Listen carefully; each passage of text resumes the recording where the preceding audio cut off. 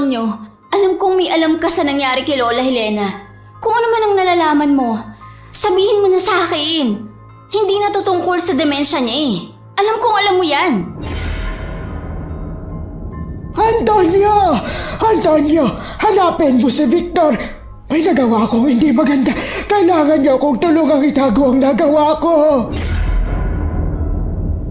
Kung natakbuhan ng lola mo at ng tatay mong responsibilidad niyo sa amin, pas ikaw, hindi. Mapapasamin ka. Normal sa mga matatandang nag-uulyanin ang bumalik sa mga alaalang magaganda noong kabataan nila. Pero paano kung yung nakaraang kay tagal nilang pilit na kinalimutan ang kanilang babalikan? Isang nakaraang napakadilim at nakakatakot. Ganyan po ang tema ng ating kwento ngayon.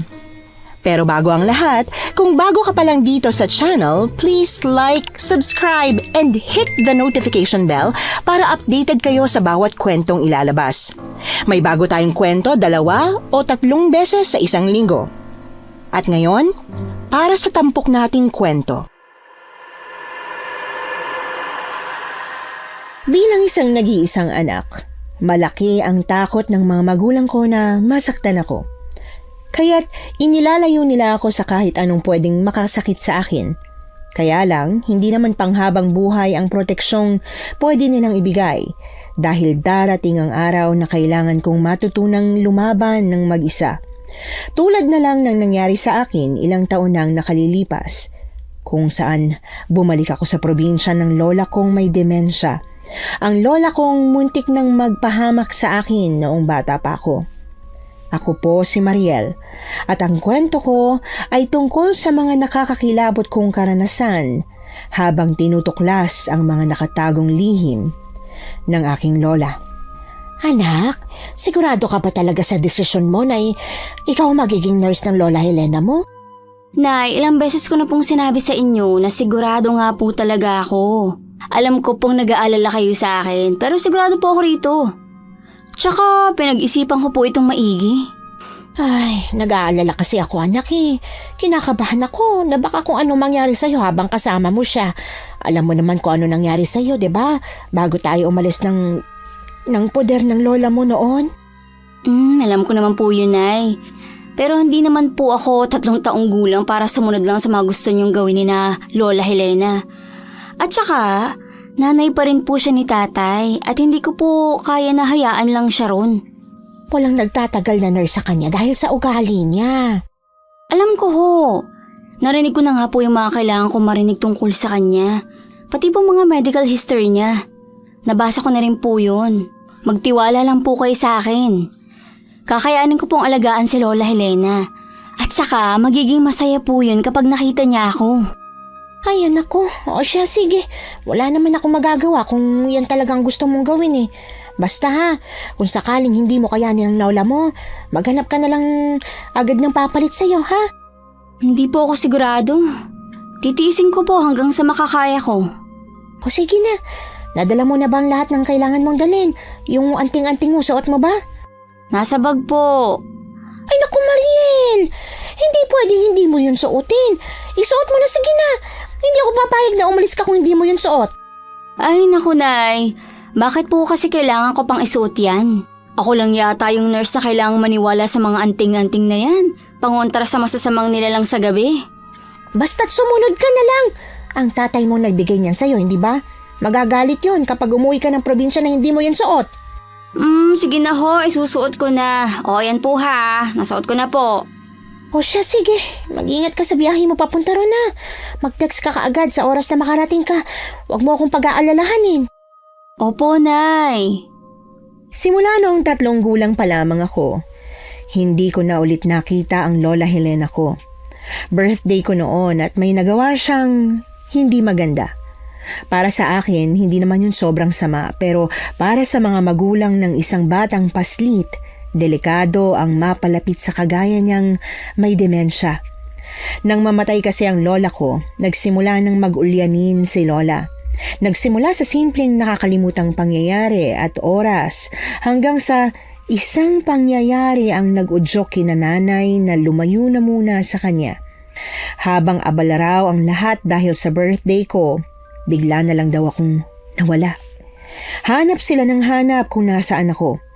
Ang hindi nila alam, itinago ako ni Lola Helena sa basement. Nang mahanap nila kami, iyak daw ng iyak si Lola at sinasabi ng paulit-ulit na magtago raw kami mula sa mga aswang.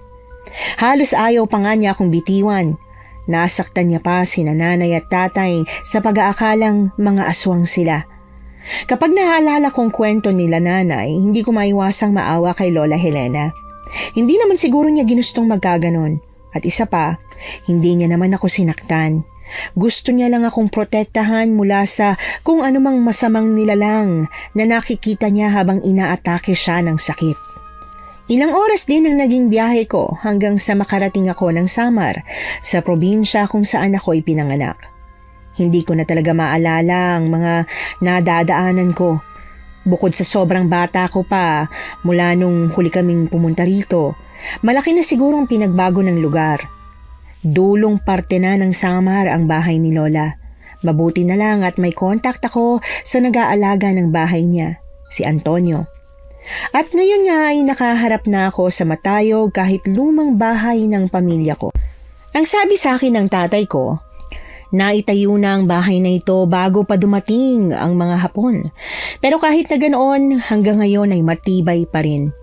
May ilang mga parte lang na pinaayos pero hindi ganoon kalala. Mabuti na lang po ma'am, nakarating po kayo na maayos. Hindi po kayo naligaw. Kaya nga eh. Salamat sa'yo ha dahil magaling ka magturo ng direksyon.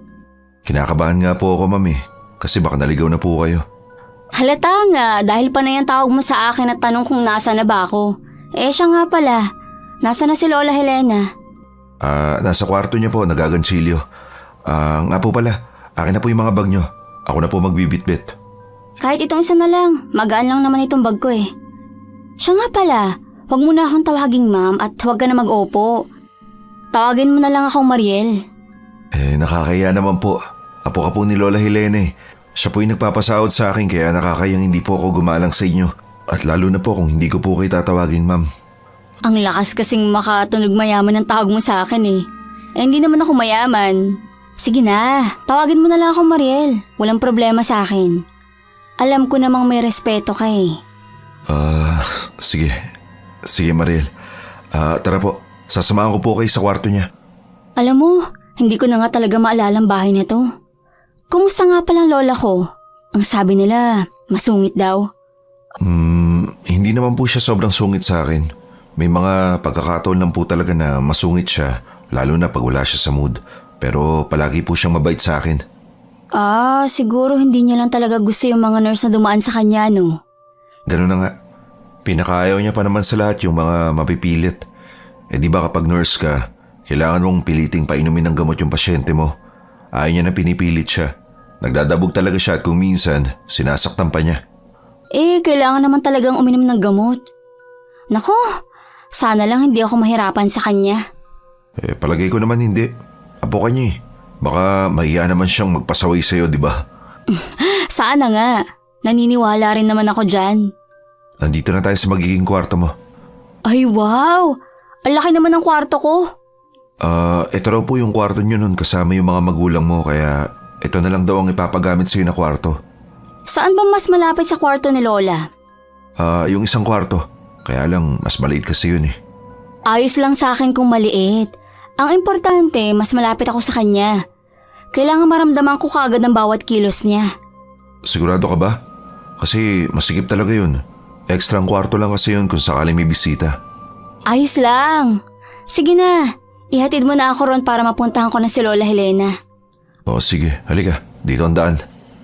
Alam mo, habang naglalakad ako rito ngayon, parang natatandaan ko nga to. Medyo malabo na nga ang detalye. Parang pera-perasong detalye. Mahirap dikit-dikitin pero tanda ko pa to eh. Ito! Ito yung daan ng papuntang basement, di ba? Opo, yan nga. Pero nakalak na yan. Matagal na panahon na po. Ayan ka na naman sa po. Ay, pero siguro kaya nilakihan dahil sa nangyari nung huling nandito kami. Ano po yun? Ano yun? Pasensya ka na sa akin ha. Nahihirapan kasi ako mag-opo sa iyo eh. Makakasanayan mo rin, ano ka ba?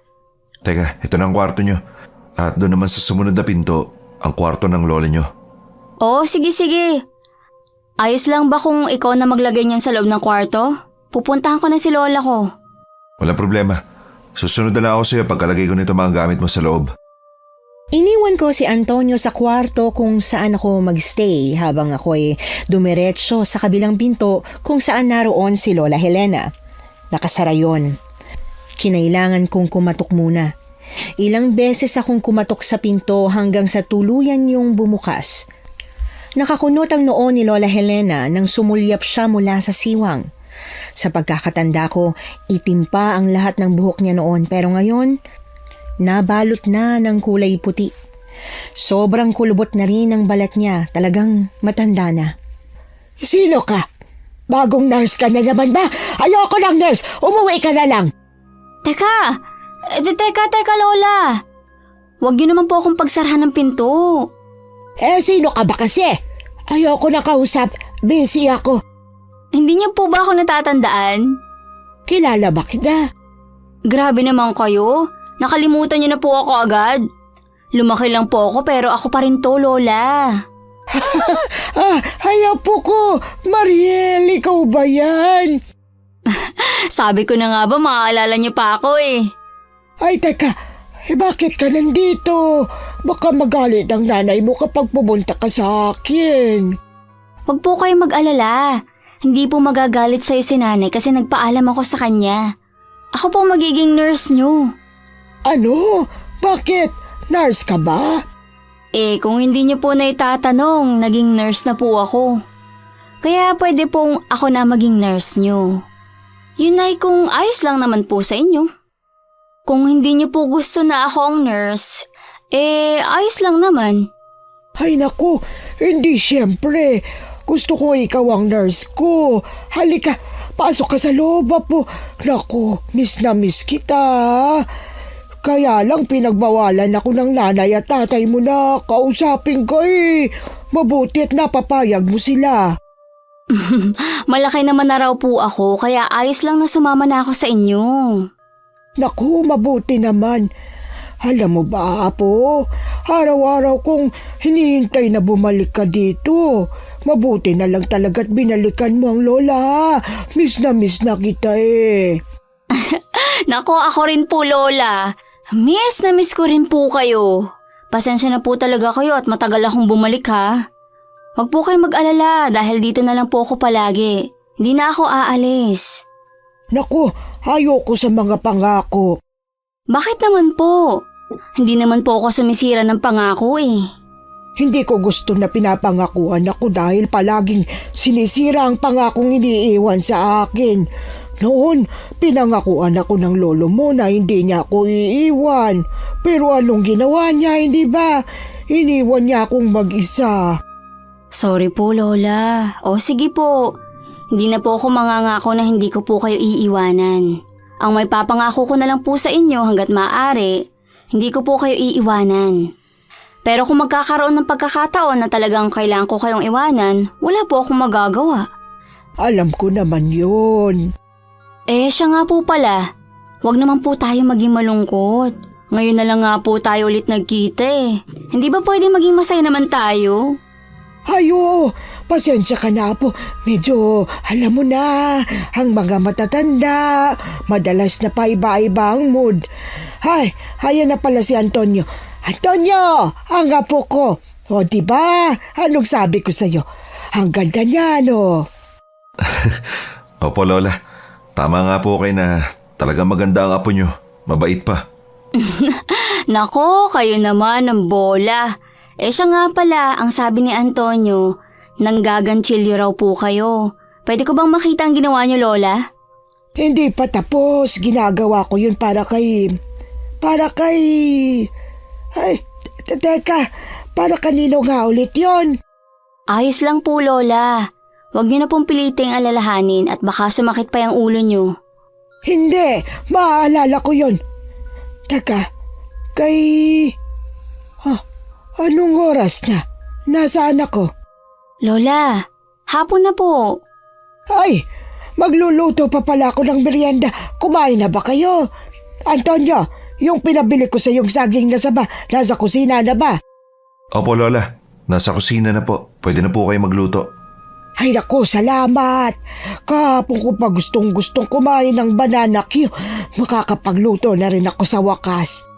Sundan na natin siya sa kusina para bantayan siya magluto. Iiwanan niya kasi yung kapag may naalala na naman siyang ibang gagawin eh. Mabuti pa nga. Kahapon niya ba talaga gusto ng banana Q? Ang totoo niyan, araw-araw siyang nagluluto nun pero hindi niya tinatapos. Ako nagtatapos para sa kanya dahil babalikan niya yun at pagagalitan ako dahil inubos ko raw yung banana Q niya. Kahit hindi naman talaga niya natapos yung pagluluto. Si Lola talaga. Hay, ang importante, nakilala niya ako at hindi niya ako sinungitan ng malala. Mabuti kung ganun. Taliwas sa inaasahan ng nanay ko, naging maganda ang pakikitungo sa akin ni Lola Helena sa loob ng 1 buwan na pananatili ko sa bahay niya. Sobrang close namin. Madalas kaming magkwentuhan. Ikinukwento niya sa akin yung mga bahagi ng buhay niyang naaalala niya pa. Meron nga siyang notebook kung saan isinusulat niya ang mga naaalala niya. May mga pagkakataon kasi na bigla na lang niyang naaalala ang mga nangyari sa kanya noon. Bagay na normal naman sa mga may demensya. Kaya kapag may naaalala siya, isinusulat niya raw agad sa may notebook niya. Pero hindi niya ipinapabasa sa akin ang notebook niya. Sa halip, siya ang nagbabasa. Curious ako sa kung anong laman nun pero ayoko namang pilitin siya kaya minabuti kong maghintay. Lola, ayos lang po ba kung bukas na lang tayo magkwentuhan tungkol po dyan sa laman ng notebook nyo? Anong oras na po pala 9:00 na. Hindi ka pa po pwedeng umabot ng 10:00 at mapupuyat na po kayo noon. Hindi po kayo pwede magpuyat, di ba? Sayang naman. Marami pa naman akong gustong ikwento sa iyo, Apo. Pero sige, dahil ang nurse ko nang nagsabi sa akin na huwag magpupuyat, ay susundin kita. Yan talaga ang gusto ko sa lola ko, masunurin. Teka lang po, tingnan ko lang kung ayos na po lahat ng mga gamot niya. Ayun, gatas po. Gusto niyo po bang ipagtimpla ko po kayo? Naku, ang pangit ng lasa ng gatas na yun. Nakakasuka. Bakit ba kasi hindi na lang kayo pumayag na magkape ako noon nga, mas nakakatulog pa ako sa kape kaysa sa gatas na yan. Lola, noon po kasi yun. Nakalimutan niyo po ba na tumanda na po kayo? Kasi naman, pwede bang wag na akong uminom ng gatas kahit ngayong gabi lang? O sige po, papayagan ko po kayo dahil hindi naman yun gamot. Sige na ho, matulog na po kayo. Umalis ka na. Pumunta ka na sa kwarto mo. Hindi po, tatabihan ko po kayo at hihintayin ko po kayong makatulog bago ako umalis. Naku, talagang naniniguro ang apo ko. O siya, sige. Basta't kantahan mo ako ng lalabay ha. Ang lola naman, nagpapabebe pa talaga. Ginagawa mo naman din talaga akong baby kaya itotodo ko na. O siya, sige na ho. Kakantahan ko na po kayo ng lullaby. Mahiga na po kayo sa kama nyo. Sinunod ko ang gusto ni Lola Helena na kantahan siya ng lullaby bago siya matulog. Kahit hindi ganun kahusay ang pagkakakanta ko, gustong-gusto yon ni Lola. Nakangiti siya habang nakapikit na pinapakinggan ng boses ko hanggang sa tuluyan na siyang nakatulog. Siniguro kong maayos ang kumot niya at nakatutok sa kanyang electric fan bago ko lumabas at dumiretso sa kwarto ko. Pagkalabas ko, naabutan ko naman si Antonio na abala sa pagsasara ng mga bintana kaya tinulungan ko na siya. Naku, umuulan pala no? Opo, may bagyo raw po sabi sa balita Ayan ka na naman sa opo mo. Pasensya ka na talaga, hindi ko mapigilan Kung bakit ba kasi ayaw mo magpuo ako? Ayos lang naman siguro yun. O siya, sige na nga. Sanayin mo na muna yung sarili mo na bawasan ng pagpo at opo sa akin. Nakakatanda kasi masyado. Hindi naman. Pinalaki lang kasi talaga ako magalang ng mga magulang ko. Sobra naman sa pagiging magalang yan. Pati sa halos kaedad mo, nagiging magalang ka na. Hindi naman po masyado. O, kita mo, ayan na naman. Ay nako, Antonio. Ang mabuti pa, tapusin na natin ang pagsasara nitong mga bintana at lumalakas ng hangin. Baka makapasok ang tubig sa... Diyos ko! Natigilan ako sa pagsasalita nang may makita akong anino sa labas ng bintana. Sa gulat ko, napatalon ako at napaupo sa sahig. Sobrang bilis ng kabog ng dibdib ko nang muli akong tumingin sa bintana para lang makitang wala na ang aninong nakita ko. Sigurado ako, nakita ko yung anino. Wala pang segundo ang nakalipas. Mariel, ano nangyari? Teka, tutulungan na kitang tumayo. Grabe. Kinabahan ako dun ah. Bakit? Ano ba nakita mo? Wala. Namamalik mata lang ako. Wala naman sigurong tao dyan sa labas ng ganito kalakas ang ulan, di ba? Sobrahan ka na yata sa kape. Kaya naging ganyan ka na magugulatin. Ang mabuti pa, ako na magsasara nito. Naku, salamat. Oo nga, medyo napapadalas nga ang kape ko. Ang mabuti pa, pumasok ka na sa kwarto mo. Ako na ang bahala magsara ng lahat ng bintana. Dalawa lang naman to eh. Sige, salamat. Ewan ko ba pero napatingin ako pabalik sa bintana kung saan ko nakita yung anino. Iba yung kapang nararamdaman ko para akong nakakita ng multo. Mabuti na lang at nagawa kong kumalma nang uminom ako ng gatas bago humiga sa kama at natulog. Maayos na sana ang tulog ko pero nagising ako nang makarinig ng mga kaluskos sa bintana kasunod ng pagaspas ng mga pakpak. Matutulog pa sana ako ulit pero hindi na ako mapalagay dahil hindi yun humihinto hanggang sa kinuha ko na yung unan ko at saka itinakip sa tenga ko. Pero naririnig ko pa rin kaya wala akong choice kundi ang bumangon at tingnan kung ano nga ba yung kumakaluskos. Pero nang nasa tapat na ako ng bintana, naalala ko bigla yung aninong nakita ko. Marahas akong napalunok habang nakatitig sa bintana at nakaangat ang kamay. Umiling ako at huminga ng malalim. Hindi ako pwedeng pangunahan ng takot. Kailangan kong malaman kung ano yung naririnig ko kasi baka magnanakaw na pala yun. Kaya kinuha ko yung lampshade na nasa side table at saka dahan-dahang lumapit sa bintana.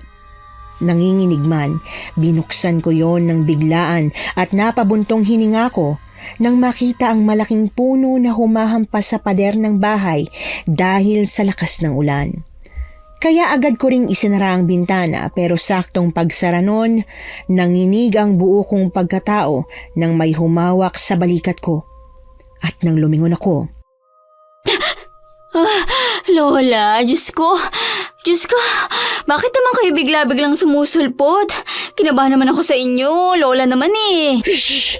Huwag kang maingay! Lola, bumalik na po kayo sa kwarto nyo ha. Gabi pa po. Huwag kang maingay! Magtatago tayo! Ha? Magtatago po? Saan? Magtatago tayo! Halika na po! Tara na! Pero Lola, saan naman tayo magtatago? Doon sa basement, hindi nila tayo makikita doon. Tara na po! Hindi po Lola. Pasensya na po pero hindi tayo pwede magtago sa basement. Gabi na po at kailangan nyo na pong matulog. Makikita nila tayo. Parating na sila. Kukunin nila tayo, Apo. Wala pong kukuha sa atin, Lola. Sige na ho, sasamahan ko po kayo sa kwarto nyo. Gusto nyo po bang samahan ko po kayo sa kwarto nyo at doon na lang din ako matulog? Hindi ligtas sa kwarto. Makakapasok pa sila. Sabi niya, magbalik loob na raw ako. Pero hindi ako papayag dahil ayaw ng lolo mo. Nangako ako sa kanya. Opo, kailangan po talagang tuparin nyo ang pangako nyo kay Lolo. Kaya tara na po. Bumalik na po tayo sa kwarto nyo. Hindi nga pwede. Kailangan nating magtago, Mariel. Sige na po. Bukas na lang po tayo magtago-taguan. Madaling araw na po kasi, Lola. Hindi pwede. Ngayon na. Ha? Ayan na nga Lola, pag sinasabi ko. Ayan na sila. saan po kayo Ayan na pupunta? sila. Lola! Matanda na si Lola at nahihirapan na siyang maglakad. Pero nagulat ako nang kumaripas siya ng takbo. Ang bilis niya. Para bang hindi matanda ang hinahabol ko. Panay ang tawag ko sa kanya habang panay din ang takbo niya hanggang sa marahas niyang nabuksan ang pinto at tumakbo sa labas. Sobrang lakas ng ulan kaya nag-alangan pa akong lumabas pero dahil nakakalayo na siya, sinundan ko pa rin siya. Lola! Umuulan po! Magkakasakit kayo! Lola! Nariyan na sila! Nariyan na sila! Hindi niyo ako makukuha! Hindi pwede! Hindi! Lola! Wala pong kukuha sa inyo! Lola! Mariel! Mariel! Ano nangyayari? Si Lola! Tulungan mo akong habulin siya! Dalian mo! Nako, nag-uumpisa na naman pala. Nag-uumpisa nga Alin Antonio. Basta habulin na lang natin si Lola. Hindi pwedeng makalayo siya. Dumiretso si Lola sa may gubat, kaya mas lalo kaming nahirapan sa paghabol sa kanya. Habang mas lumalakas ang ulan, mas lalo kaming nahirapang habulin siya hanggang sa tuluyan siyang naglaho sa gitna ng kagubatan. Tumitindi na ang kaba at takot na nararamdaman ko. Kung ano-anong senaryo na ang naiisip kong pwedeng mangyari kung hindi namin siya mahanap hanggang sa napaiyak na lang ako dahil wala na talaga akong makita. Antonio! Antonio, si Lola! Ang Lola Helena ko! Hindi ko siya mahanap! Mariel, huminaw ka na muna. Hahanap tayo ng tulong. Hindi na natin kakayaning hanapin siya sa ganito kalakas na ulan. Kailangan na natin bumalik. Paano kung bumalik tayo tapos napahamak na pala siya? Hindi pwede! Kailangan natin siyang hanapin ngayon! Pero hindi naman siya mahahanap sa ganito kalakas na ulan. At saka ang dilim mo. Hindi pwede! Hahanapin ko siya! Basta, hanapin natin siya! Magiging maayos si Lola Helena. Maniwala ka sa akin. Nangyari na to sa kanya noon, kaya siguradong babalik siya. Makakabalik siya ng maayos. Kung nangyari na to noon at nakaligtas siya, pwedeng hindi na siya makaligtas ulit ngayon. Kaya kailangan natin siyang mahanap ngayon. Mariel, makinig ka sa akin. Hindi natin alam kung anong nag-aabang sa kagubatan. Ngayong malakas ang ulan at madilim. Paano kung... Paano kung ano? Halika na, bumalik na tayo tumingi ng tulong sa paghahanap. Hindi, teka. Humihina ng ulan. Unti-unti na rin nagliliwanag. Pwede na natin siyang mahanap. Pero... Kung ayaw mo maghanap, di wag. Ako nang hahanap kay Lola. Sa tagal naming nagpapaikot-ikot sa gubat, unti-unting nagliwanag.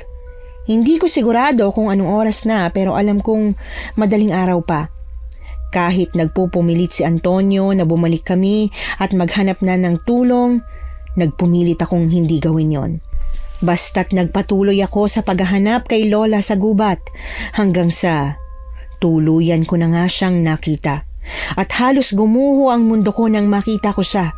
Nakahiga siya sa basang lupa na pinaliligiran ng nagtataas ang mga puno habang wala siyang malay. Lola! Oh, Diyos ko! Ang lola ko! Antonio, bakit duguan siya?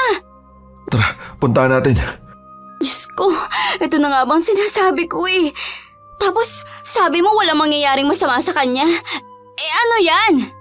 Huwag kang mataranta. Buhay pa siya. May pulso pa. Bubuhatin ko siya. Teka lang, Antonio. Ano yung nasa bibig niya? Titingnan ko na muna. Mariel, wag na. Wag mo nang... Ano yan? Bakit may balahibo? Mariel, kumalma ka na muna. Kailangan nating maiuwi ng ligtas si Lola Helena. Anong... Kumakain ba si Lola ng pusa? Ipapaliwanag ko sa iyo mamaya pagbalik natin sa bahay. Ang kailangan nating gawin ngayon, umuwi at asikasuhin si Lola dahil baka magkasakit siya. Puno ako ng tanong habang naglalakad kami pabalik sa bahay. Sa halip na mag-alala sa nangyari kay Lola, binalot ng takot ang buo kong pagkatao dahil sa nasaksihan ko. Si Lola, punong-puno siya ng dugo sa bibig at sa may dibdib. Ang bibig niya ay may lamang mga balahibo na parabang pusa at ang kinahihigaan niya may mga laman loob pa. Alam kong hindi yon pangkaraniwan. Wala pa akong alam na taong may demensya at bigla na lang kumain ng pusa. Pagkarating namin sa bahay, pinagtulungan naming bihisan at paliguan si Lola kahit natulog na tulog siya. Siniguro kong tuyo ang buhok niya bago namin siya ihiniga sa kama at saka kinumutan para hindi siya ginawin. Doon pa lang ako pumunta sa sarili kong kwarto para maligo at magpalit ng damit. Matagal akong nanatili sa kwarto bago ko tuluyang napagdesisyon ng kausapin na si Antonio. Antonio, alam kong may alam ka sa nangyari kay Lola Helena. Kung ano man ang nalalaman mo, sabihin mo na sa akin. Hindi na to tungkol sa demensya niya eh. Alam kong alam mo yan. Hindi mo ba alam? Wala bang nasabi sa'yo ang mga magulang mo tungkol sa kanya?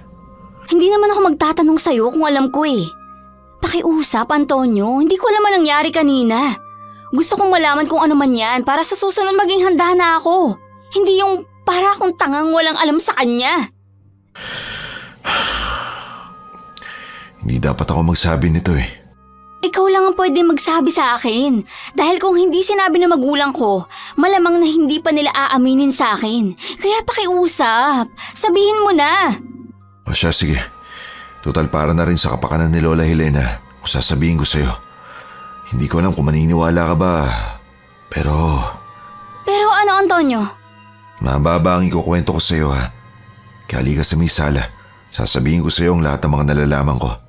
Hindi ko alam kung gaano kahaba yung kwento na yan. Pero sige, papakinggan ko lahat. Halika na, maupo ka rito.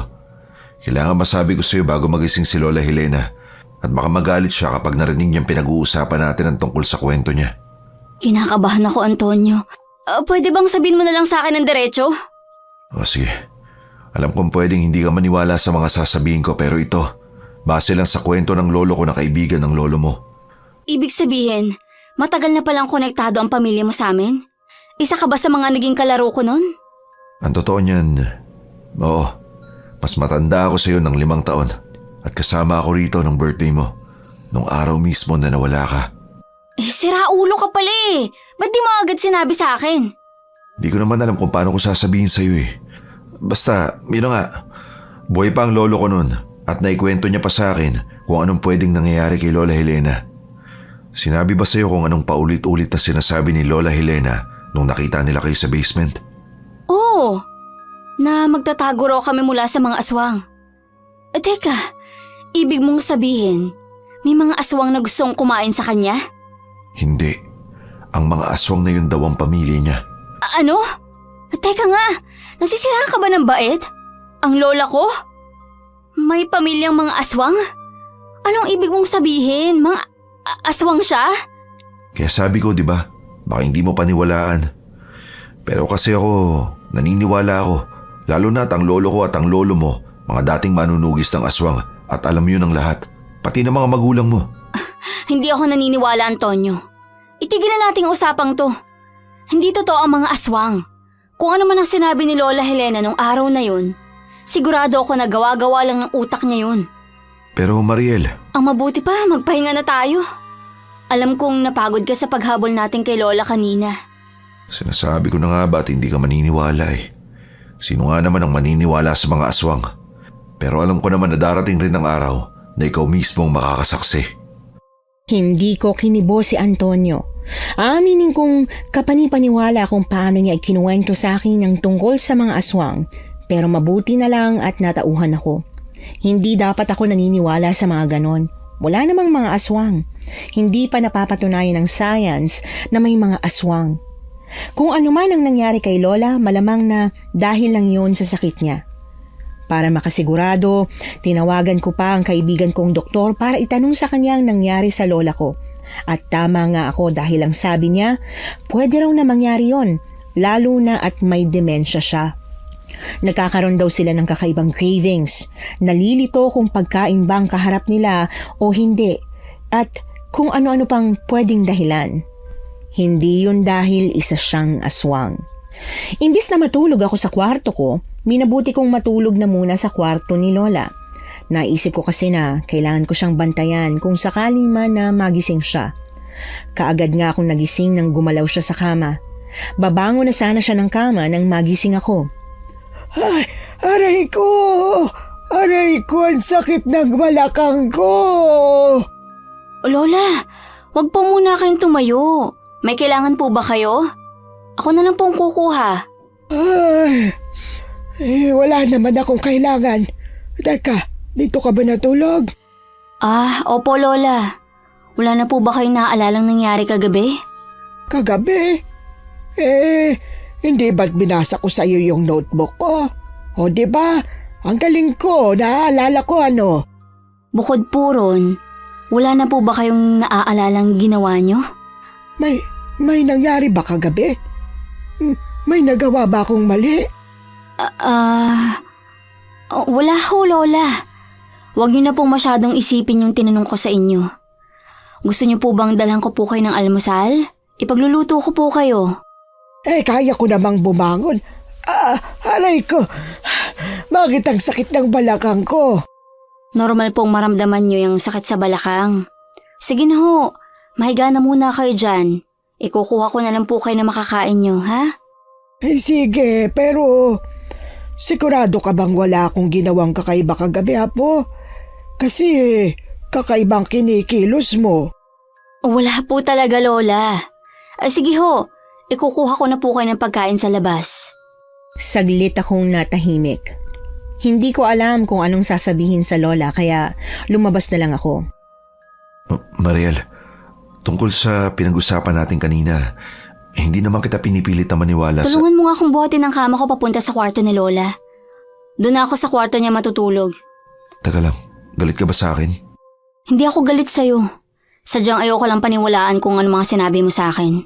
Siguro kalimutan na lang natin na sinabi mo yun, okay? Okay, sige. Saan ka pala pupunta? Magluluto ako ng almusal para kay Lola. Nakapagluto na ako.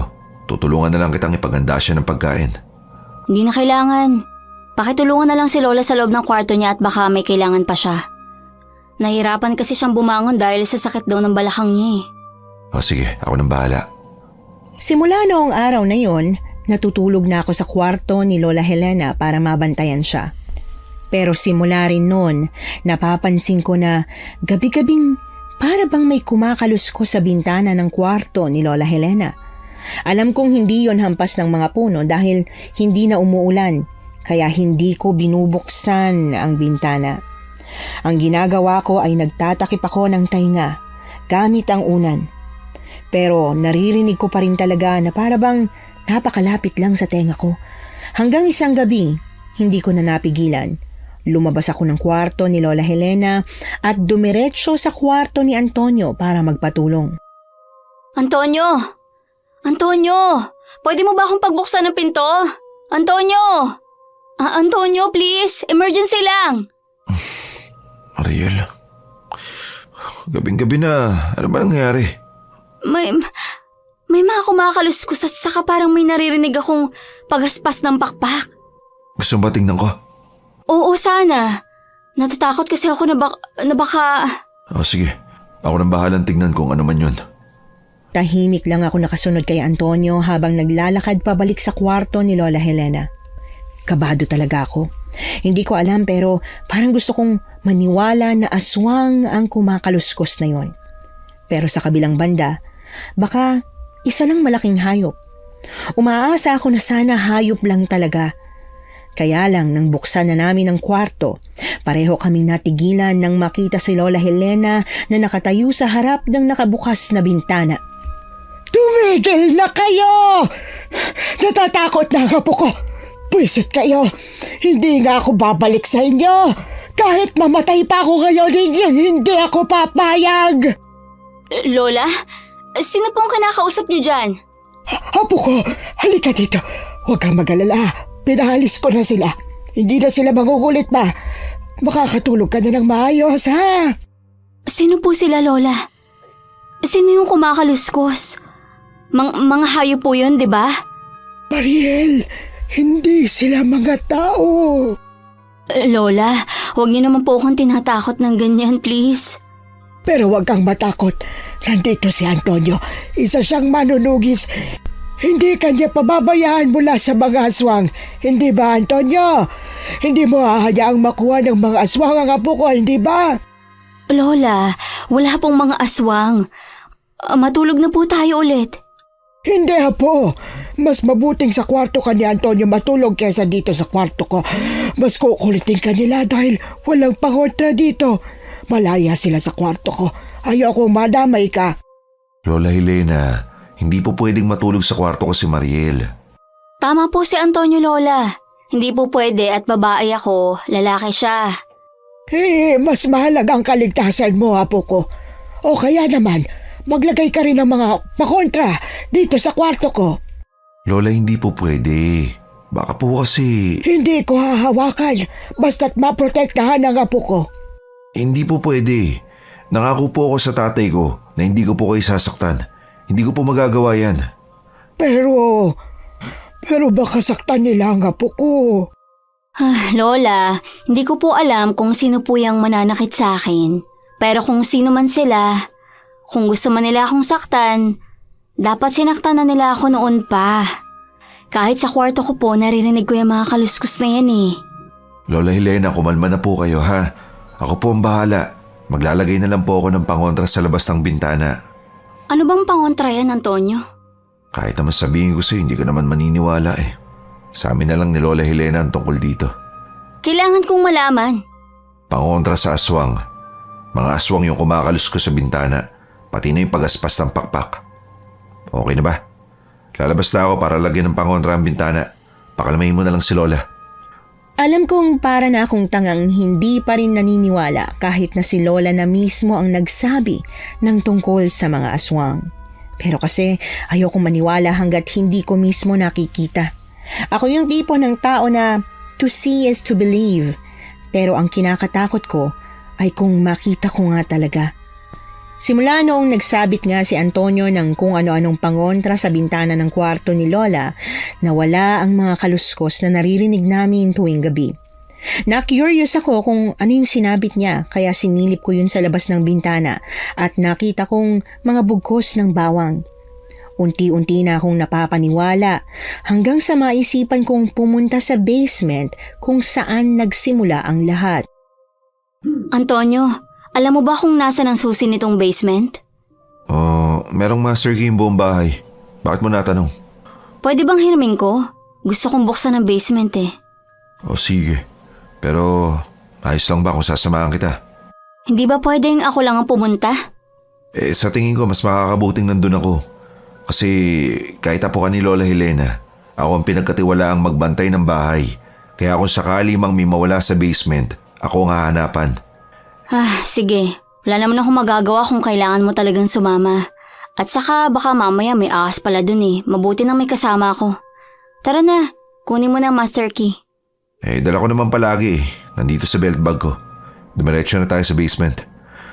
Nga pala. Ano palang dahilan bakit gusto mong pumasok sa basement? May gusto lang ako malaman. Mas mabuti sana kung sasabihin mo sa akin kung ano man yung gusto mong malaman para sana matulungan kitang alamin. Ay, nakakainis ka, alam mo ba yon? Nakakainis dahil tama ka. Mas mabuti nga may kasama akong tutulong sa akin. Ano nga kasi nga hanapin mo ron? Maghahanap ako ng mga sagot sa tanong ko. Hindi ka panipaniwala mga sinasabi mo sa akin kaya hahanap ako ng paraan para paniwalaan ko yung mga aswang. Sige, tingnan natin kung makakahanap ba tayo ng sagot. Kaagad naming pinuntahan ang basement. Pagdating namin doon, tipikal na basement lang ang naabutan namin. May mga laman na lumang gamit. Mga abubot na hindi na gaanong pinapakinabangan. Pero kadalasan may sentimental value pa. Yon ang habol ko dito. Gusto kong makita ang mga gamit ni Lola Helena na hindi na niya ginagamit pero ayaw niyang pakawalan dahil sigurado akong may kaugnayan yon sa nakaraan niya. Parang ang tagal na nung huling nalinis ang lugar na to ah. Puro agim na. Oo, matagal na talaga. Hindi na namin to masyadong nabibisita. Siguro taon na rin. Kapag nakakapasok kasi si Lola Helena rito, nag-iiba ang ugali niya. Paanong nag-iiba? Para siyang takot na takot. Para siyang may trauma na may kinalaman sa basement na to. Pero nagtago kami rito. Kaya siguradong hindi itong basement ang kinatatakutan niya. Siguro nga. Kung ano man yun, hindi ko sigurado kung malalaman pa natin dahil malabo na talaga ang mga alaala ni Lola Helena. Nasa notebook niya yun. Anong notebook? Yung notebook niya na parang diary. Doon niya sinusulat ang lahat ng mga bigla niya mga naaalalang memorya. Pero hindi naman natin pwedeng pilit kunin yun sa kanya eh. Ayaw niya ipabasa sa akin eh. Kaya dito ka maghahanap ng kasagutan? Ganun na nga. Itong vanity mirror niya, baka may makita tayo rito. Wow!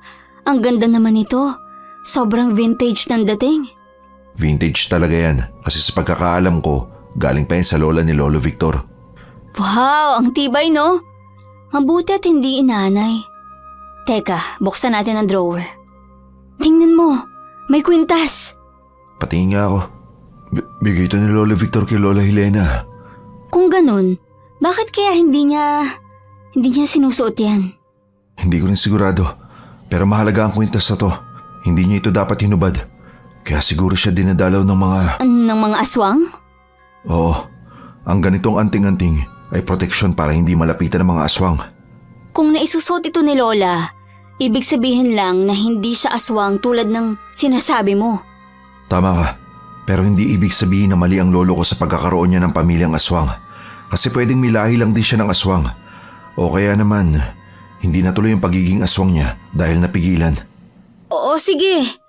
Sabihin na nating pinaniniwalaan ko yung mga sinasabi mo. Anong basis niyan? Kung may pamilyang aswang ang lola ko, dapat aswang din siya. May lahi ng aswang na hindi ipinapanganak na aswang. Kahit parehong aswang ang mga magulang niya, ipapanganak siyang tao. Magiging aswang lang siya kung isasali ng itim na bato na nanggaling sa kapamilya niya. Parang ipinapamana? Oo, at siguradong kaya pinipilit ng kung sino mang pamilya niya na bumalik siya ay dahil matanda na masyado yung pamilya niya at kailangan na ng bagong pagsasalinan. Pero matanda na rin si Lola Helena. Kung isasalin sa kanya yung mga itim na batong sinasabi mo, di ba dapat mas bata? Tama ka. Walang ganitong nangyayari nung wala ka. Ilang taon na simula nang tumigil ang mga malalang episodes ni Lola kaya posibleng hindi siya ang gusto ng mga aswang. Anong ibig mong sabihin? Ako ang gusto nila? Teka lang, may nakita ako. Anong nakita mo, Antonio? May maliit na butas dito. Tingnan mo. Kasya ang tao dyan. Sa tingin mo, pwede ba tayong pumasok dyan? Tingnan muna natin kung anong laman ng loob. Teka, iilawan ko ng flashlight ng cellphone ko. Dinukot ni Antonio ang cellphone niya at saka binuksan ang flashlight. Pagkatapos ay inilawan ng butas. Sisilip din sana ako pero pinigilan niya ako, lalo na nang makita niya kung anong nasa loob.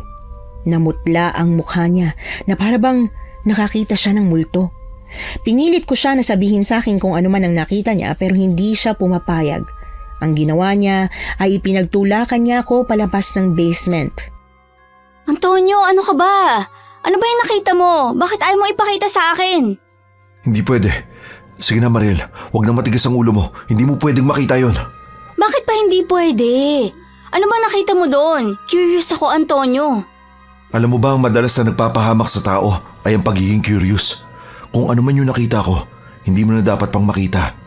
Parang notebook ng lola mo na hindi mo na dapat mabasa dahil sekreto yon. Paano kung kailangan ko talagang malaman yun? Mas makakabuti para sa'yo na hindi mo na malaman. Please, magtiwala at maniwala ka naman sa akin. Kahit ngayon lang. Sobrang na-curious talaga ako sa kung ano man ang nakita ni Antonio. Gustuhin ko mang bumalik sa basement, nilock niya na yon at dinala ang master key. Kung palagi niyang dala ang master key, siguradong hindi ko yun makukuha hanggat gising pa siya. Ewan ko ba? Kahit na sinabi niyang delikadong malaman ko, hindi ko pa rin mapigilan na gustuhing alamin. Hindi ako makakatulog hanggat hindi ko nalalaman ang sagot. Kinagabihan tuloy, naisipan kong bantayan siyang makatulog. Hindi ko alam kung anong oras siya natutulog kaya hinintay ko na lang na lumalim ang gabi bago ko lumabas ng kwarto ko para puntahan ang kwarto ni Antonio. Pero sa kamalas-malasan nga naman, nakalock ang pinto. Bakit ba hindi ko naisip na naglalak siya ng pintuan? Wala akong nagawa kundi ang bumalik sa kwarto ko. Pero imbis na bumalik, natigilan ako nang makita ko si Lola Helena sa may pintuan. Binuksan niya yon at lumantad ang isang babaeng may mahaba at kulot na buhok. Kaya mabilis ako nagtago sa likod ng upuan. Malayo sa matatanaw nila pero maririnig ko kung anuman ang pag-uusapan nila. Helena, patay na ang asawa mo. Kaya bakit ba nagpupumilit ka pang manatili dito? Kung pwede ka namang sumama sa amin at mabuhay hanggat gusto mo. Nang mamatay ang asawa ko, parang nawalan na ako ng pag-asa sa buhay. Mas gusto kong mamatay na para makasama ko ng asawa ko kaysa ang mabuhay na isang aswang. Pero ang lola natin, masyado na siyang matanda. Hindi ka ba naaawa sa kanya? Kailangan na niya ng pasasalinan ng itim na bato. O patayin niyo na lang siya. Paano mo nasasabi yan sa lola natin? Pagod na siya at matanda. Ramdam ko ang pagod bilang matanda na rin ako. Kaya yun ang dapat niyong gawin. Patayin niyo na siya. Talagang nilalamong ka na ng pagiging tao, Helena. Sinasayang mo ang isang napakagandang oportunidad. Hindi oportunidad ang pagiging aswang. Isa yang sumpa. Babalik ka rin sa amin, Helena. Maniwala ka. Hindi ako babalik sa inyo. Lalo na kapag maalala mo ang isang bagay na nalimutan mo na. Anong nakalimutan ko? Magkikita tayo ulit, Helena. Pagkatapos nitong magsalita, ngumiti ito ng nakakakilabot kasunod ng pagbabago ng mukha niya. Kulubot, pulang-pulang mga mata at ang kanyang labi halos umabot na sa tainga. Naestatwa ako sa pinagtataguan ko, lalo na nang maglaho ito na parang bula. Halos hindi ako makahinga habang dahan-dahang tumatayo kasabay ng paglingon ni Lola Helena sa direksyon ko. Mariel! Apo ko! Anong ginagawa mo diyan? Narinig ko po lahat ng pinag-usapan niyo, Lola. Sino po yung kausap niyo? Bakit po ganun yung itsura niya? Paano naglaho siya? Apo, magpapaliwanag ako sa'yo. Kailangan niyo po talaga magpaliwanag sa akin. Hindi po ako papayag na hindi niyo sabihin sa akin kung anong pinag-usapan niyo. Kung hindi niyo pong maalala, pwede nating basahin sa notebook niyo. Gusto ko pong malaman, Lola. Gusto ko pong malaman. Alam ko, Apo. Alam ko. Halika, maupo ka muna rito. Alam kong nagulat ka sa nakita mo. Pasensya ka na at kailangan mong malaman sa ganitong paraan. Lola, totoo po bang may lahi kayong aswang? Si Antonio bang nagsabi sa iyo niyan? Opo, pero sinabi niya lang sa akin dahil gustong-gusto kong malaman at hindi ako naniniwala sa kanya. Gusto kong marinig sa inyo ng diretso. Apo, totoo ang sinabi sa iyo ni Antonio. Talagang may lahi akong aswang at ang nakita mo kaninang babae, kapatid ko siya. Kung ganon, bakit ang bata pa niya?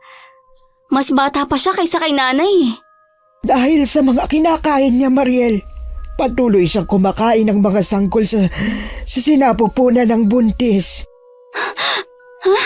Dapat mamatay siya, Lola. Hindi sila ganon kadaling patayin na po. Kahit ang lolo mo o ang lolo ni Antonio, hindi niya napatay ang pamilya ko. Isang malakas na lahi ng aswang sila. Kaya hindi sila basta-basta. Kaya nilang linlangin ang mga tao. Kaya nilang magtago sa kabila ng lahat ng pagpatay nila ng mga tao. Ang kailangan lang natin gawin ay lumayo sa kanila. Apo, ang mabuti pa umuwi ka na sa inyo. Hayaan mo na ako rito kasi kapag nanatili ka pa sa poder ko, pwedeng pati ikaw madamay. Nangako po ako sa inyo na sasamahan ko po kayo rito. Di po ba masayang-masaya kayo nung bumalik ako? Pero bakit ngayon pinapalayo niyo po ako ulit? Hindi sumagot si Lola. Lola, bakit po natahimik kayo? Lola! Apo, anong oras na ba? Lola, bakit naman ngayon pa? Ngayon pa galin. Apo, gabi na pala. Bakit hindi pa tayo natutulog? Bakit nandito tayo sa may sala? Ay, halina po kayo. Pumasok na po tayo sa kwarto nyo. Apo, ayos ka lang ba? Bakit parang namumutla ka? May sakit ka yata Wala po akong sakit. Sige na ho, pumasok na po kayo sa kwarto nyo. Gabi na po at mapupuyat pa kayo. Sigurado ka, ha? Kapag masama ang pakiramdam mo, magpahinga ka na muna. Kaya ko naman ang sarili ko. Sigurado po ako. Di ba sasamahan mo ko sa kwarto ko? Di ba tabi tayong matutulog? Oo nga po pala, nakalimutan ko po. Ikaw naman na po. Mukhang nagiging makakalimutin ka na rin yata. Malungkot nang initian ko na lamang si Lola imbis na pilitin pa siyang tanungin. Alam ko naman kasi na kahit pilitin ko siya, wala rin siyang may sasagot sa akin. Kung bakit ba naman kasi ngayon pa siya inatake ng sakit? Bakit hindi na lang sa ibang araw? Ang sakit sa ulo isipin ng lahat ng ito. Gustuhin ko mang tanungin si tatay tungkol dito, alam kong si Lola Helena lang ang makakasagot sa lahat ng mga katanungan ko. Hindi ako makatulog ng maayos buong gabi. Kinabukasan, napansin ni Antonio ang pagkabalisa ko. Kaya nang magsyesta na si Lola Helena pagdating ng hapon, napagpasyahan naming mag-usap sa hardin. Naniniwala na ako sa lahat ng mga sinabi mo sa akin. Ano nangyari kagabi? Alam mo, Nakita ko nag-uusap kayo ni Lola Helena sa sala. nakita kong nakikipag-usap si Lola Helena sa kapatid niya. Yung kapatid niya parang kasing edad ko lang. Imposible pero totoo. Lalo na nung magbago ang mukha niya, bigla na lang siya naglaho. Nakausap mo ba si Lola? Nagpaliwanag ba siya? Oo, nasabi niya sa akin na mahirap hulihin at patay ng pamilya niya. Pero pagkatapos nun, bigla na naman siyang inatake ng demensya niya. Hindi na naman niya maalala ang nangyari. Antonio, gulong-gulo ng isip ko. Alam mo yung pakiramdam na gustong-gusto mong malaman ng isang bagay kahit alam mong hindi maganda? Kinakain ako ng kuryosidad eh. Araw-araw mas lumalalim ang tanong na gusto kong masagot. Masasagot din yan, Mariel. Maghintay ka lang. Pero kailan? At yung nakita mo sa basement, hindi mo ba sasabihin sa akin? Wala ako sa lugar para sabihin sa'yo ang tungkol doon. Para sa akin, mas mabuting huwag mo nang alamin. Gusto ko nga malaman, Antonio. Pakiusap, sabihin mo na sa akin. Hindi! Hindi ko ginawa yun! Hindi ko yun magagawa, Victor! Hindi ko magagawa yun! Hindi! Mukhang kailangan natin puntahan si Lola Helena. Bilisan natin. Mabilis na kumaripas kami ng takbo pabalik sa loob ng bahay dahil sa pagkataranta. Nang makapasok, nakita namin si Lola Helena na naglalakad papunta sa basement. Iyak siya ng iyak at paulit-ulit ang sinasabi niya, hindi siya mapakali. At mas lalo siyang nataranta nang makita niya kaming dalawa ni Antonio. Antonio! Antonio, hanapin mo si Victor! May nagawa kong hindi maganda! Kailangan niyo kong tulungang itago ang nagawa ko! Lola, ano po bang nagawa niyo? Huwag po muna kayo mataranta. Antonio! Nagiging aswang na ako. Kailangan ko si Victor. Kailangan niya akong tulungan. Tatawagin ko si Victor. Pero pwede po bang sabihin niyo muna sa akin yung nagawa mo? Kasi wala pa po siya. Antonio, may napatay akong bata. Maniwala ka sa akin, hindi ko sinasadya. Maniwala ka, Antonio, hindi ko sinasadya ang nangyari. Hindi ko rin siya kinain, napigilan ko ang sarili ko. Antonio, anong gagawin ko? Anong gagawin ko? Lola Helena, kumalma po kayo. Baka atakihin kayo sa puso. Mariel, apo ko. Oo po. Ako po ito. Apo, may kailangan kang malaman. Ano po yun? Si Antonio! Nasaan si Antonio? Nandito po ako. Si Antonio po ba na lolo ko ang hinahanap niyo? O ako na po? Ikaw ang kailangan ko. Buksan mo ang basement at may papakita ako sa apo ko. Binuksan nga ni Antonio ang basement at pumasok kami sa loob. Sobrang lakas ng kabog ng dibdib ko habang pababa kami sa basement. Sa sobrang kaba, nanginginig na ang buo kong katawan. Hanggang sa makarating kami sa tapat ng butas na nakita namin ni Antonio. Nagkatinginan kaming dalawa, lalo na nang umupo si Lola Helena sa harap ng butas at saka yumuko. Pigil hininga ko, lalo na nang ilabas niya mula roon ang kalansay ng tao. Maliliit ang mga buto nun, ang ibig sabihin ay bata. Napatakip ako sa bibig ko, halos hindi na ako makahinga, lalo na nang humarap na si Lola Helena sa akin at sinabing yon ang batang napatay niya nang hindi sinasadya. Sa sobrang pagkagimbal sa nakita ko, tumakbo ko palabas ng basement at dumiretso sa labas ng bahay para huminga dahil pakiramdam ko'y naubusan ako ng hininga sa loob. Hindi ko alam kung ilang minuto akong nasa labas, umiiyak habang pabalik-balik na naglalakad sa hardin. Hanggang sa lumabas na nga si Lola Helena. Apo, habang naalala ko pang lahat, pwede bang kausapin mo ako? Pwede bang sabihin ko sa'yo ang totoo? Lola, pasensya na po kayo sa naging reaction ko kanina. Natural na reaksyon yon, lalo na't nakakita ka ng kalansay. Kaninong kalansay po yun, Lola? Sa isang batang biniktima ni Teresita. Ano po bang nangyari? Palagi kong nakakalimutan. Minsan may pagkakataon na inaakala kong ako ang pumatay sa batang yon pero hindi.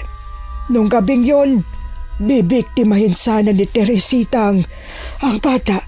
Sugatan na siya at naghihigalo nang itakas ko siya at tinago sa basement pero pagbalik namin ni Victor, ang lolo mo, patay na siya. Alam kong mali ang ginawa namin ng lolo mo. Itinago namin siya sa basement. Ibinaw na namin siya sa limot imbis na ibalik sa mga magulang niya. Kasi apo natakot ako. Natakot ako na baka kami ang makulong. Natakot ako, apo. Tumahan na po kayo, Lola. Hindi niyo po sinasadya ang nangyari. Apo, alam kong huli na. Pero pwede mo ba akong tulungan? Pwede bang ibalik mo siya sa pamilya niya? Pero Lola... Ito ang notebook ko. Nandyan ang lahat ng naaalala ko. Nandyan ang pangalan ng mga magulang niya. Sige ho, Lola. Ako na pong bahala. Pakisabi kung gaano ko nagsisisig itinago ko ang anak nila. Matapos naming mag-usap ni Lola, pumasok na kami sa bahay at saka ko siya pinakalma.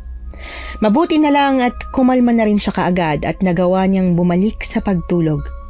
Sinabi ko kay Antonio ang tungkol sa ikinuwento sa akin ni Lola Helena.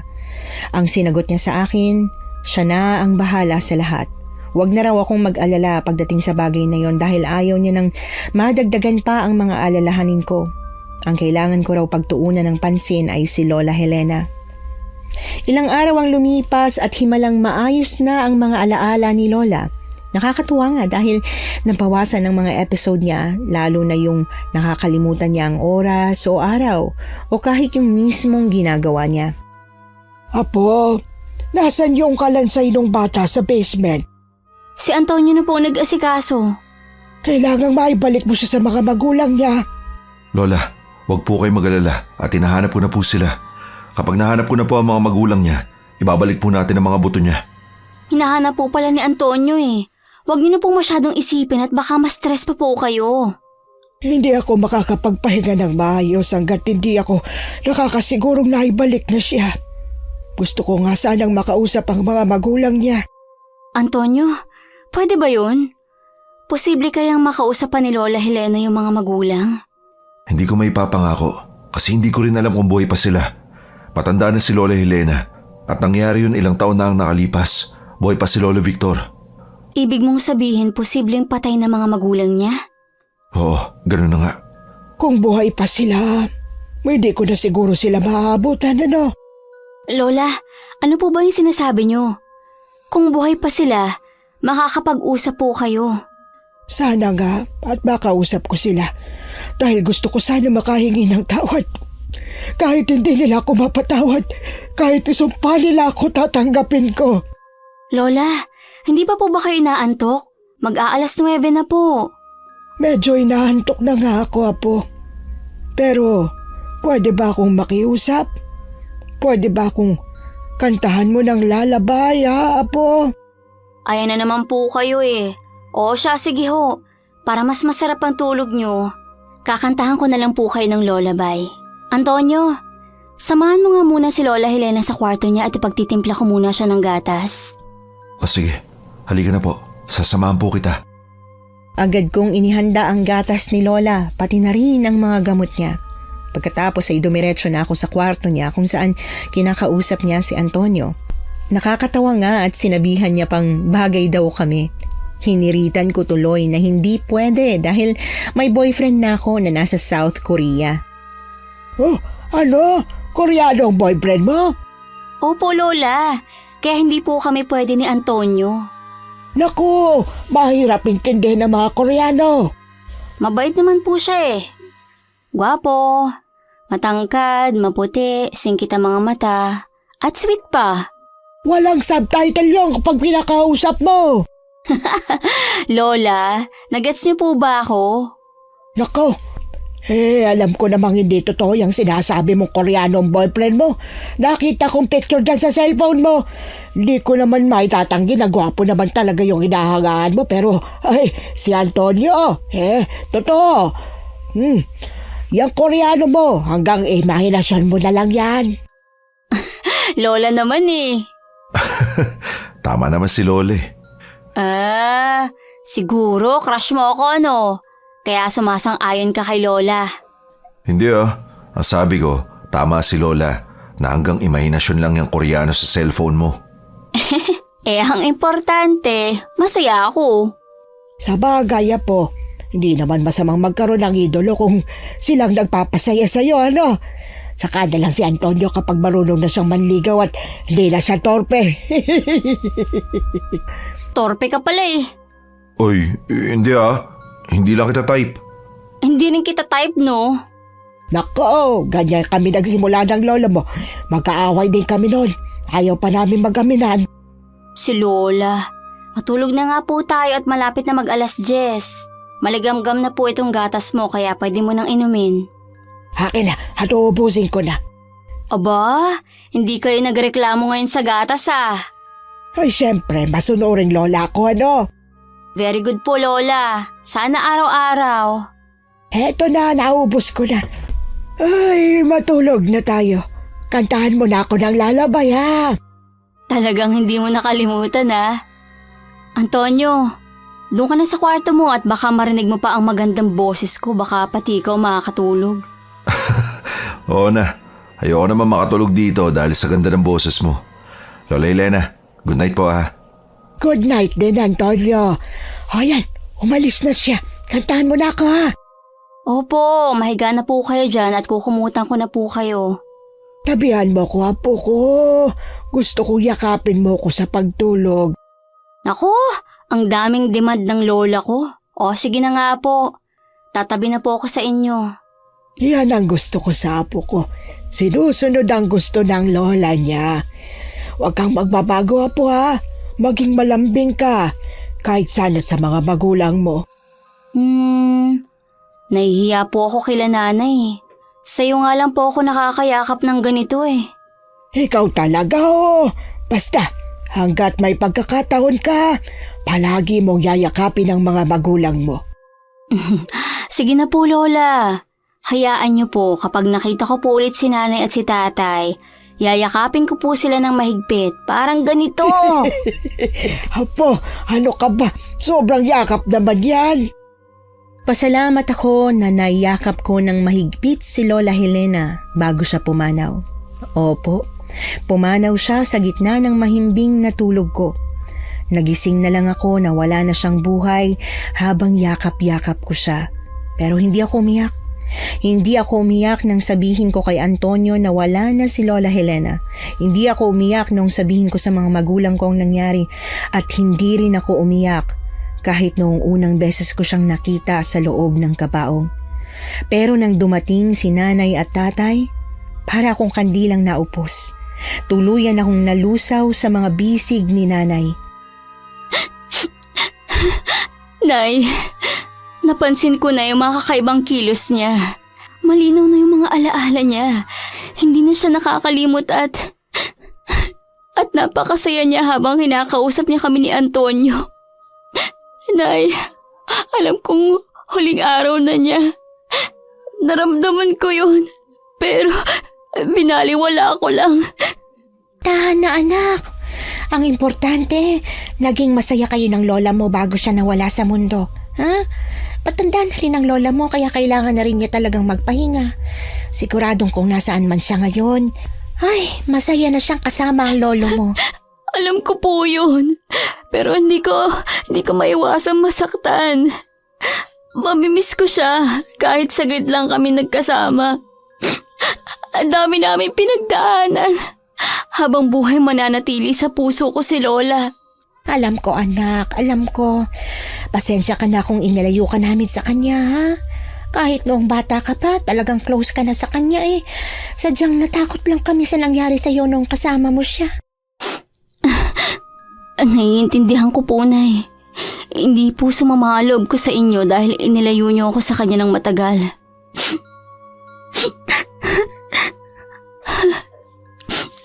Ay, malulungkot si Lola kapag nakita niya ako umiiyak. Pinasaya nga niya ako bago niya ako iwan eh. Kaya nga, tingnan mo ang tatay mo. Kinakausap niya lang ang lola mo imbis na umiyak. Handa na rin kasi kami anak eh. Alam mo naman ang sitwasyon ng lola mo. Oo nga po, Nay. Pero anak, may nasabi na ba sa ang lola mo? Tungkol sa... Tungkol po ba sa nakaraan niya? Oo, marami kasing ikinuwento sa akin ng tatay mo pero hindi ko pinaniniwalaan eh. Kung ano po ang kwento ni tatay, totoo po yun. Nakita po mismo ng mga mata ko. Totoong may lahi siyang... aswang? Oo po, Nay. Kung ganun, hindi pa makakaapekto yun sa'yo. Normal ka naman. Kahit ang tatay mo, nakakakain naman kayo ng bawang at asin. May lahi lang pong aswang si Lola. Hindi naman po siya aswang kaya huwag po kayo mag-alala. Wala pong epekto sa amin yun ni tatay. Ganun ba? Mabuti naman pala. Natatakot kasi ako na baka kung ano mangyari sa inyo. Hindi ko alam kung bakit, pero nakaramdam ako ng kakaibang kilabot sa pag-aalala ni nanay. Para bang may nagsasabi sa akin na may hindi magandang nakaabang sa akin. Para bang hindi pa ito ang katapusan. Pero imbis na intindihin yon, kaagad ko yung winaksi sa utak ko. Inisip kong baka masyado lang akong napapraning lalo na kamamatay lang ni Lola. Ilang araw na ibinurol si Lola hanggang sa mailibing na nga siya. Umuwi kaagad sila't nanay at tatay dahil kailangan nilang asikasuhin ng ibang mga bagay sa Maynila. Kaya naiwan kami ni Antonio sa bahay ni Lola Helena. Inasikaso namin ang mga kailangang ayusin lalo na tungkol sa mga buto ng batang nakuha namin sa basement. May nalaman ka bang impormasyon tungkol sa mga magulang ng bata? Meron naman. Kaya lang, sa ibang bansa na sila nakatira ngayon. Siguro mas mabuti kung ipalibing na lang natin siya na maayos. Pagkatapos subukan natin kontakin yung mga magulang niyang nasa ibang bansa. O kahit na yung mga kapatid niya na lang. Magandang ideya yan. Pero kinakabahan ako. Baka kasi magalit sila. I mean, siguradong gano'n naman talaga magiging reaction nila. Ang importante sa ngayon, malaman nila ang totoong nangyari. Hindi maganda at walang katarungan ang ginawa ni Lola Helena na tinago niya yung bangkay ng bata sa loob ng maraming taon. Pero ang mahalaga sa ngayon, inamin niya at alam natin kung anong dapat gawin. Tama ka, Antonio. Ay, sana talaga maayos lang lahat, no? Sana wala na mga maging aberya. Mariel, teka lang. Napapansin ko na palagi kang bumubuntong hininga. Nalulungkot ka pa rin ba dahil sa pagkamatay ni Lola Helena? Mahirap talaga mag-move on agad sa nangyari. Pero ewan ko ba, parang kakaiba kasi nararamdaman ko eh. Bakit? Ano bang nararamdaman mo? Parang hindi pa tapos ang kwento ni Lola Helena. Huwag mo na masyadong intindihin. Wala na si Lola. Makakapagpahinga na siya, kaya tapos na ang kwento niya. Tama ka. Ay, masyado nga lang siguro akong malungkot sa pagkamatay niya. Ang mabuti pa, magpahinga na tayo. Nailigpit naman natin halos lahat ng gamit ni Lola eh. Itong bahay na lang ang ayusin natin. Nga pala, mag-i-stay ka ba rito? Hindi ba ikaw ang katiwala nitong bahay? Oo, pero hindi ako rito sa loob matutulog dahil nakakalungkot mag-isa. At saka nakakatakot. Baka bigla akong gisingin ni Lola Helena eh. Nye, kalalaki mong tao, takot ka sa multo, at kay Lola Helena pa. Hindi naman sa ganun. Basta, ayoko rito sa loob ng bahay. Kapag umalis ka na at bumalik sa Maynila, uuwi na rin ako sa bahay namin. Sa bagay, dyan lang naman sa katabing bahay ang bahay niyo. Talagang nagtanong ka pa. Alam mo naman pala eh. Ewan ko ba, parang gusto ko lang humabang usapan natin. Ngayon ang unang araw na matutulog ako na mag-isa eh. Gusto mo samahan kita? Magandang idea yan. Sa sala tayo matulog. Ano? Ikaw yata ang natatakot na multoy ni Lola Helena eh. Sige na nga. Ayoko matulog mag-isa. Hindi ako sa multo natatakot. Sa alaala ni Lola. Natatakot ako na baka mamaya umiyak na naman ako. Oo, sige na nga. Latag natin yung foam sa misala ha. Salamat ha. Para saan? Sa ginagawa mong pabor para sa akin. Pwede namang hindi mo to gawin eh.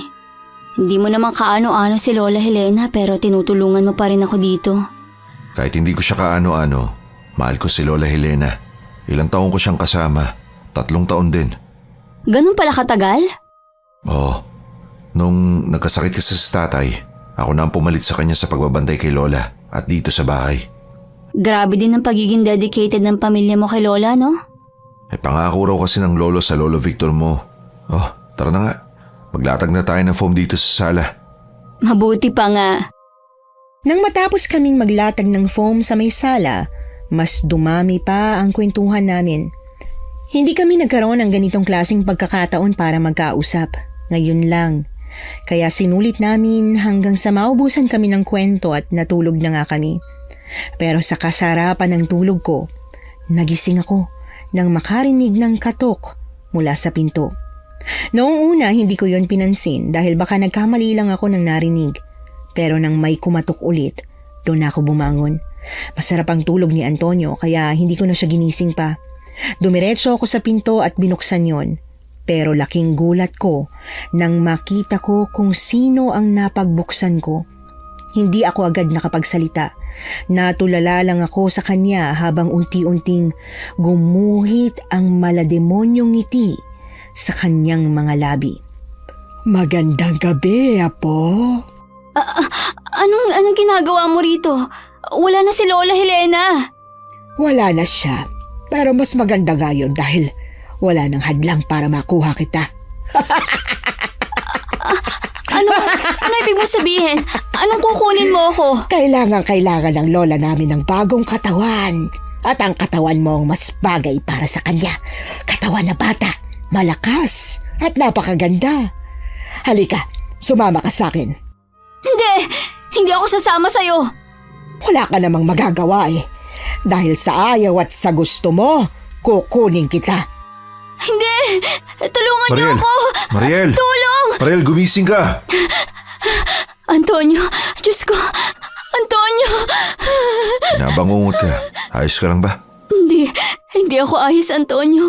Nagpakita sa panaginip ko yung kapatid ni Lola Helena, si Lola Teresita. Gusto niya akong kunin. Ako raw ang ipapalit sa lola nila. Shhh! Tana, Mariel. Hindi totoo yun. Panaginip lang yun, ha? Pero parang totoo. Mga ganong klaseng panaginip talaga. Huwag mo na masyadong intindihin. Huwag ka mag-alala. Nandito lang ako sa tabi mo. Ikukuha kita ng tubig sa kusina, ha? Huwag mo akong iwanan. Isama mo ako. Huwag ka mag-alala. Saglit lang ako. Naiwan ako sa sala na habol pa rin ang hininga. Parang totoo ang nakita ko. Hindi yon basta bangungot lang. Yon ang sigurado ko.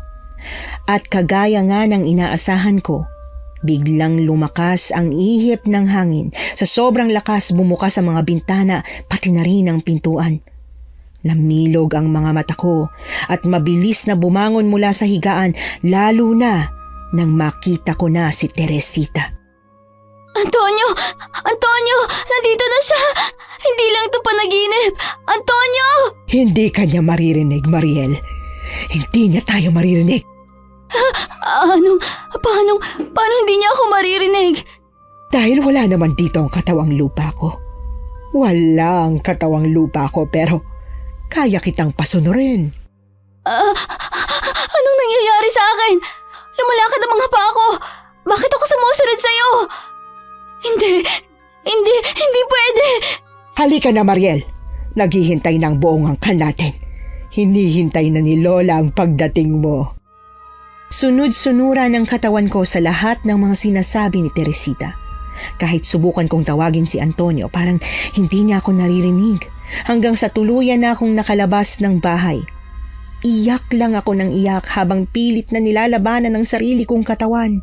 Inakala kong hindi na ako makakaalis sa ganong sitwasyon hanggang sa marinig ko ang sigaw ni Antonio mula sa malayo, kasunod ng mga yabag niya na tila tumatakbo patungo sa direksyon ko. Mariel! Mariel! Nasaan ka? Antonio! Antonio! Nandito ako! Antonio! Tulungan mo ako! Mariel! Diyos ko, saan ka pupunta? Antonio, may kumokontrol sa katawan ko. Kinokontrol ako ni Teresita. Tulungan mo ako, please. Ito, isuot mo tong kwintas ng lola mo. Paanong nasa iyo to? Kinuha ko kanina sa basement.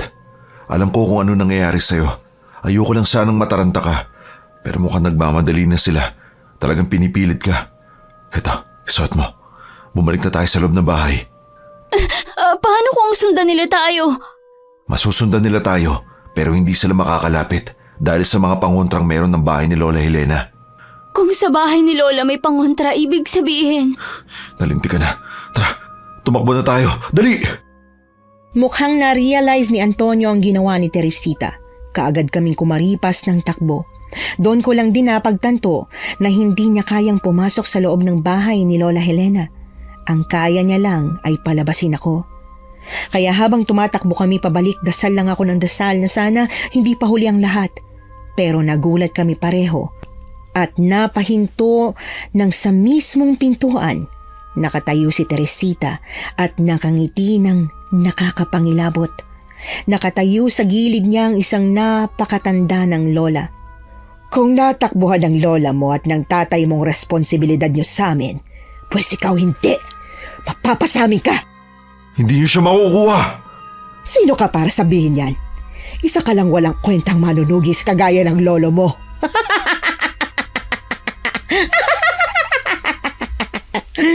Lola, lapitan mo ng katawan na lilipatan mo. Dito ka lang sa likod ko, Mariel. Mariel, anong ginagawa mo? Bakit sumusunod ka sa kanya? Antonio! Hindi ko alam kung bakit napapasunod niya ako. Antonio! Tulungan mo ako! Nang nasa tapat na ako ng matandang babae kagaya ni Teresita, ngumiti rin siya ng nakakapangilabot. Lumabas ang puro bulok niyang mga ngipin.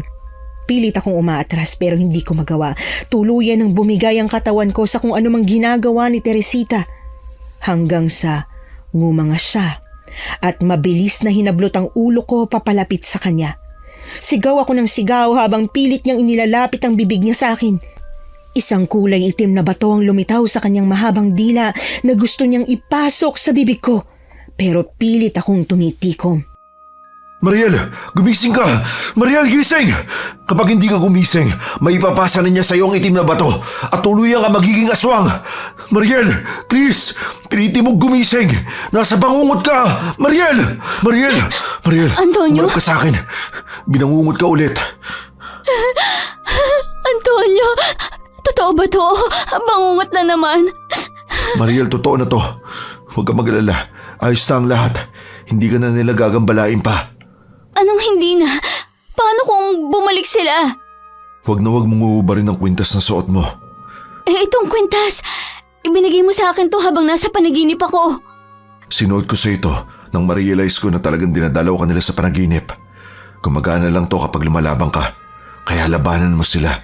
Tapangan mo ang sarili mo para hindi ka na nila ulit gambalain pa.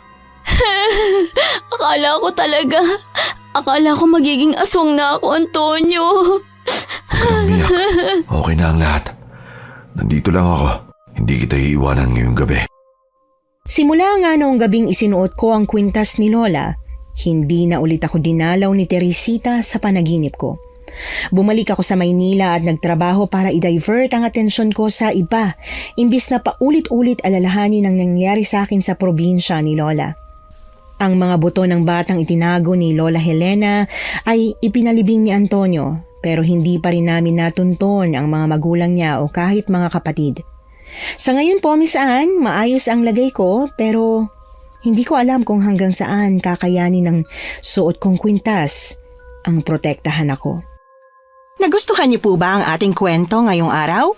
Kung oo ang sagot at hindi mo pa nagagawa, subscribe na. Click the notification bell para updated ka sa tuwing maglalabas kami ng bagong kwento. Click like at mag-iwan na rin ng comment. Masayang-masaya ako tuwing nagbabasa ng messages mula sa inyo. At kung may sarili kayong karanasan na gusto nyong ibahagi sa amin, email lang sa missanhorrorstories@gmail.com. Dire-diretso lang, missanhorrorstories@gmail.com. Malay nyo, sa susunod, yung kwento na ninyo ang binabasa namin para sa ating mga tagapakinig. Hanggang dito na lang muna at maraming salamat sa inyong panonood.